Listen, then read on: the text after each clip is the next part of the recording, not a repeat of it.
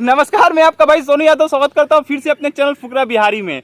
और जिस तरीके से लगातार पवन सिंह और खेसारी लाल यादव के बीच मनमुटाव यानी कि विवाद चल रहा था ना, जिससे बहुत से लोग परेशान थे और बहुत सारे लोग जो है वो खुश भी थे। जैसे कि कुछ दलाल रिपोर्टर्स, कुछ दलाल यूट्यूबर्स, दोगले किस्म के लोग जो कि सिर्फ और सिर्फ जातिवाद करते हैं ना, वो लोग बड़ा ही खुश थे और पवन सिंह और खेसारी लाल यादव के नाम पे बरोबर व्यूज और पैसा छाप रहे थे।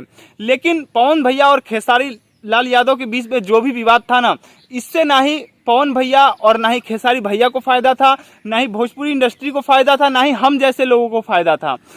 इससे फायदा था सिर्फ और सिर्फ कुछ दलाल रिपोर्टर्स और कुछ दोगले यूट्यूबर्स का, जो कि कभी पवन सिंह तो कभी खेसारी लाल यादव का नाम लेकर के व्यूज छापते थे और पूरा माल अंदर खींचते थे। लेकिन जिस तरीके से पवन भैया ने लाल घाघरा के बाद प्रेस कॉन्फ्रेंस में ये साफ तौर पर कह दिया कि खेसारी लाल यादव उनके छोटे भाई है, उसी तरीके से कल जो है खेसारी लाल यादव ने भी मीडिया के सामने ये साफ तौर पर कह दिया है कि पवन भैया जो है उनके बड़े भाई है, गुरु है, और भाई में जो है मनमुटाव होते रहता है। इसका मतलब ये नहीं है कि वो एक दूसरे के दुश्मन है।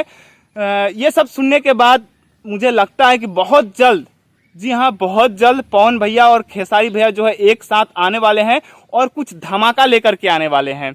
देखिए, जो लोग भी जातिवाद या फिर एक दूसरे के नाम पे व्यूज छापते हैं ना, इनका काम ही है, ये चाहते ही नहीं है कि पवन सिंह और खेसारी लाल यादव एक हो जाए, हमारी भोजपुरी इंडस्ट्री आगे बढ़े, हमारे भोजपुरी इंडस्ट्री का मान सम्मान आगे बढ़े। ये चाहते ही नहीं है, ये सिर्फ और सिर्फ दोनों के नाम पे व्यूज और पैसा छापना जानते हैं।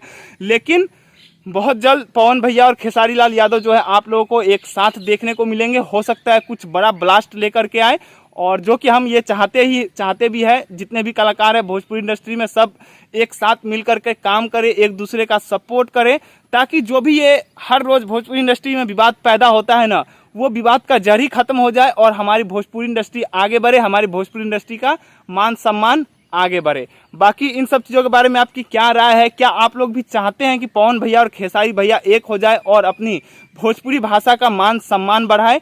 तो नीचे कमेंट करके जरूर बताइएगा। मिलते हैं नेक्स्ट वीडियो में, तब तक के लिए जय हिंद, जय बिहार।